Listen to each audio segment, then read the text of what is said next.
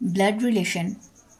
Pointing to a gentleman, Deepak said, "His only brother is the father of my daughter's father. How is the gentleman related to Deepak?" তো এবার দেখা যাক কি আছে। আমি বলেছি পয়েন্টিং টু যখনই শুরু হবে তখনই আমরা ব্লাড রিলেশনটা যে কোটেশনের লাস্ট দিক থাকবে শেষ দিক থেকে স্টেপ ওয়াইজ আমরা শুরুতে যাব। তা লাস্টে কি আছে? My daughter's father. Pointing to a gentleman Deepak said. Deepak বলছে যে মাই ডটার্স ফাদার, আমার